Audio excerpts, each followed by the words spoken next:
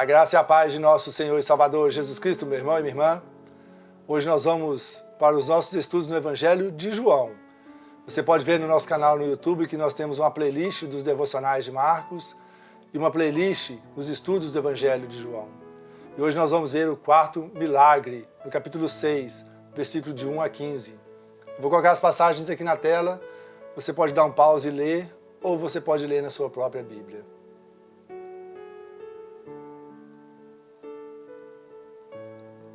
Então, este é o quarto milagre.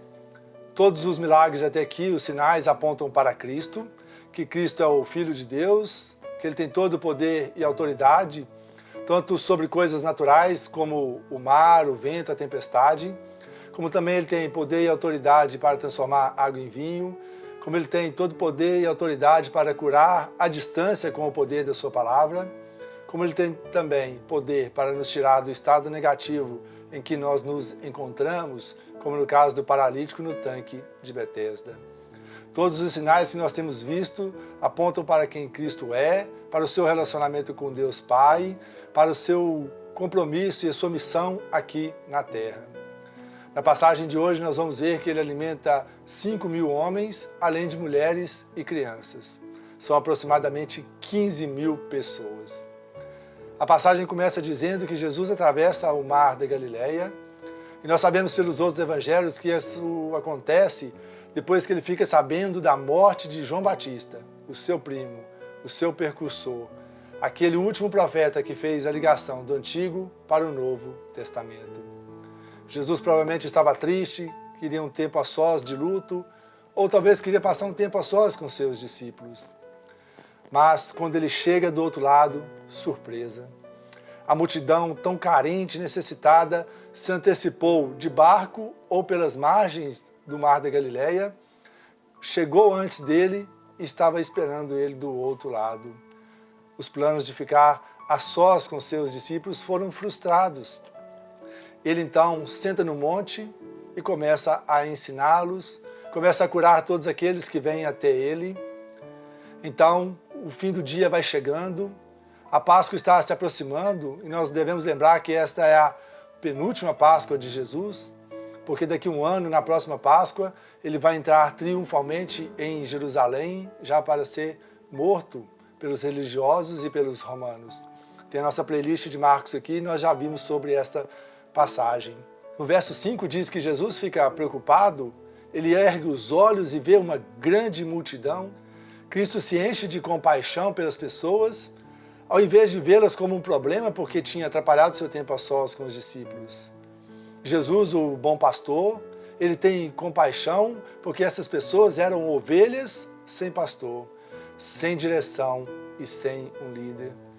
Compaixão é o grau mais elevado de simpatia que Cristo e que nós podemos sentir pelas mazelas e pelas misérias de alguém. Aqui é uma preocupação profunda por parte de Cristo. Então ele não despede a multidão, pelo contrário, ele vai até elas, até as pessoas para socorrê-las. Jesus veio para salvar pessoas. Tudo isso porque os líderes religiosos não estavam fazendo o seu papel de cuidar espiritualmente delas. E infelizmente isso ainda acontece muito hoje em dia. Muitas pessoas estão em várias igrejas, abandonadas, largadas, ovelhas perdidas, em lugares que deveriam ser apriscos, seguros, lugares de proteção. Elas estão sem um líder verdadeiro, um líder espiritual, que lhes conduz para Deus, para o reino celestial e para a vida eterna.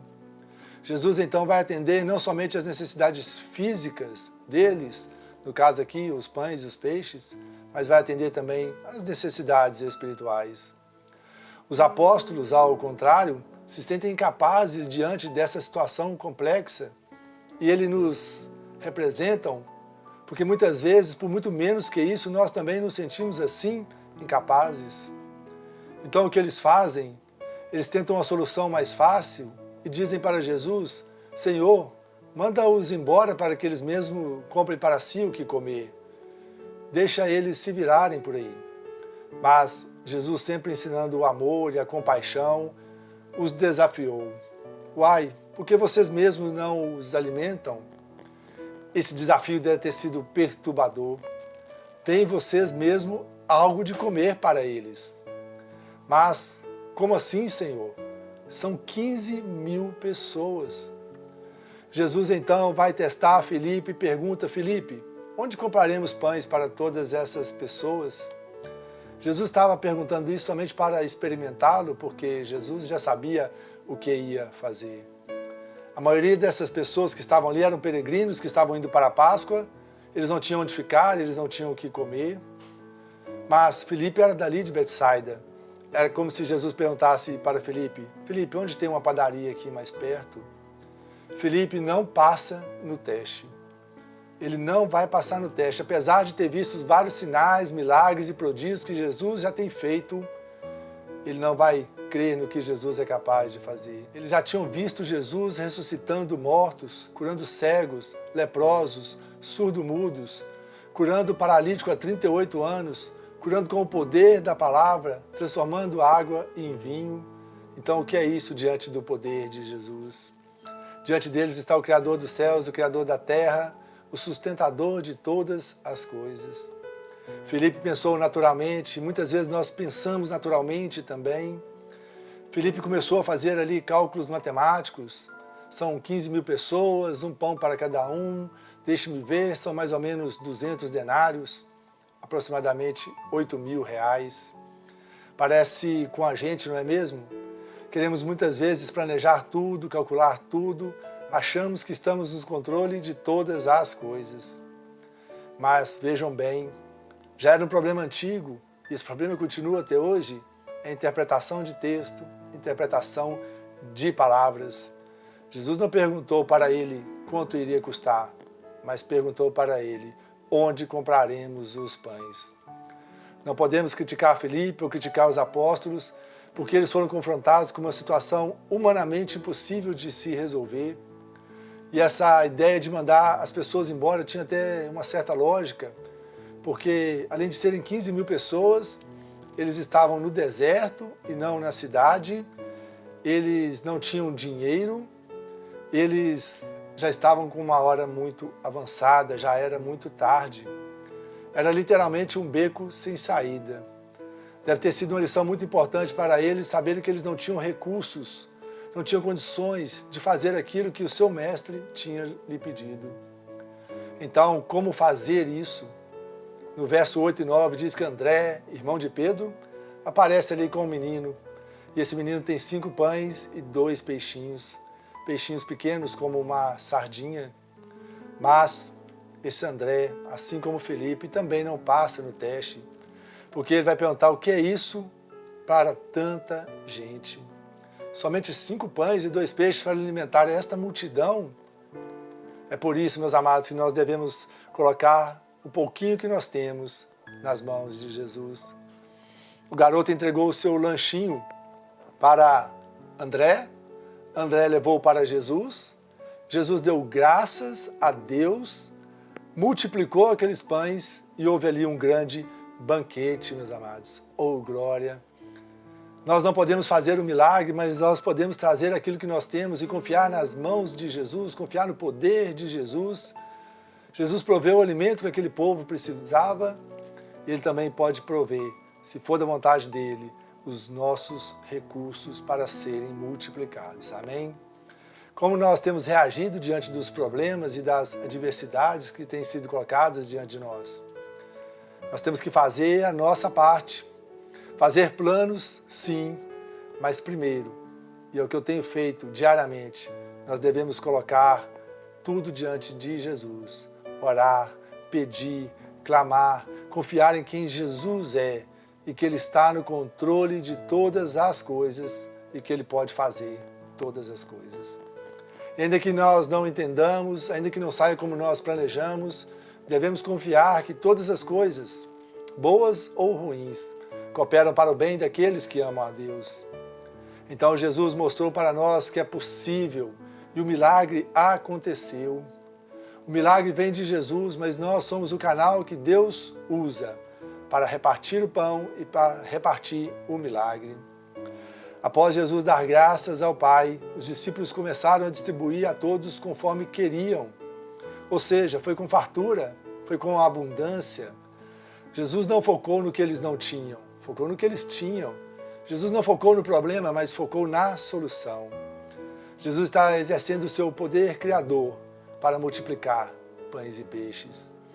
Foi um milagre espantoso, foi um milagre maravilhoso, foi lindo, foi tremendo demais, meus irmãos. Aleluia, glória a Deus. Jesus tem pão com fartura, ele satisfaz plenamente. Nesse mesmo capítulo 6, mais lá na frente, ele vai dizer: eu sou o pão da vida, o pão que desceu do céu. O alvo de Jesus com a multiplicação dos pães e dos peixes foi mostrar que ele é o pão da vida, que ele é infinitamente maior do que este pão que ele acabou de multiplicar. Esses pães, eles comeram, mas eles vão ter fome novamente. Mas Jesus, o pão da vida, ele nunca mais nos deixará ter fome espiritual. Este sinal aponta para a realidade que Jesus, ele é Deus, o Todo-Poderoso. Ele tem controle sobre tudo e que não há limites para o seu poder. Ele satisfaz as nossas necessidades físicas, sim, mas muito melhor que isso, ele satisfaz as nossas necessidades espirituais. Então, quando todos já estavam fartos, Jesus pede os apóstolos para recolher os pedaços que sobraram para que nada se perca. Eles encheram 12 cestos, provavelmente porque eram 12 apóstolos. E Jesus queria que eles andassem no meio da multidão e vissem de perto o poder da sua glória, para que jamais duvidassem quando isso acontecesse de novo ou passasse por uma situação semelhante. Este milagre pode nos dar o exemplo que podemos e devemos multiplicar os nossos dons, os nossos bens, os nossos talentos, o amor que Deus tem nos dado. E este é o motivo de eu estar aqui, colocando tudo isso que Deus tem feito em minha vida para serem multiplicados com vocês. E tudo isso pela graça e misericórdia de Deus. É o amor ao Evangelho, é o amor a Deus, é o amor a Jesus, é o amor a vocês. É o que me chama a falar aqui hoje.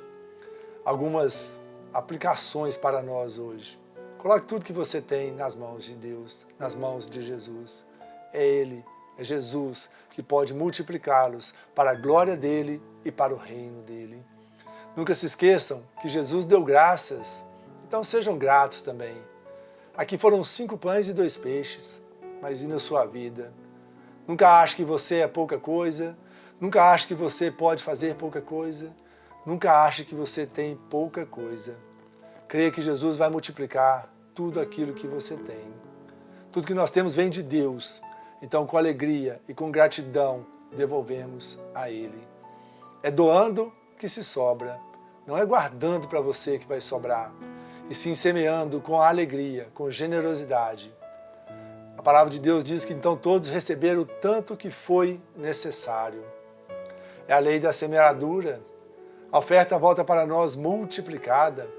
Então eles encheram 12 cestos.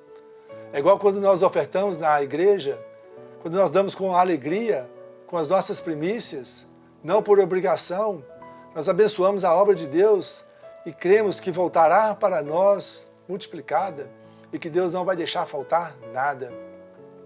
O garoto nem imaginava o que ia acontecer, mas apenas ele teve fé, ele creu e ele fez. Foi uma oferta de fé e sacrifício. E não se preocupem, Deus não quer os seus pães e os seus peixes, Ele não quer tudo que você tem não, meus irmãos. Deus sabe a intenção dos nossos corações. Deus sonda os nossos corações. Ele sabe a sua motivação de ofertar e de ajudar. E por isso, meus amados, Ele vai multiplicar o que você tem feito com amor e com carinho. Nunca se esqueçam disso. Essa oferta do menino não deve ter sido fácil. Provavelmente alguns falaram no ouvido dele, não faça isso, você vai ficar com fome. Mas nós precisamos ter a fé que ele teve e crer que o resultado virá. E o melhor de tudo, foi uma oferta eternizada nas Escrituras Sagradas. Hoje, mais de 2000 anos depois, estamos nós aqui falando sobre esta oferta, sobre essa atitude de fé.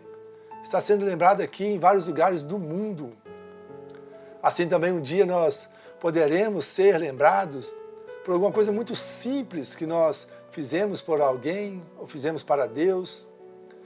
Você lembra que Jesus disse que quando nós alimentamos e damos de beber a alguém, ou quando vestimos ao nu, ou quando recebemos o forasteiro, ou visitamos aos enfermos, a Ele nós estamos fazendo?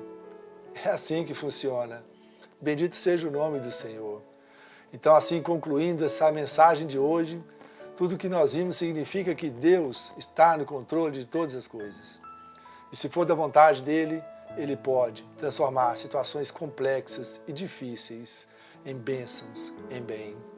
Cabe-nos orar, clamar, descansar em Deus, em sua provisão, que os milagres podem acontecer. Deus proverá, meu irmão e minha irmã. Confiem, porque tudo é possível aos que creem.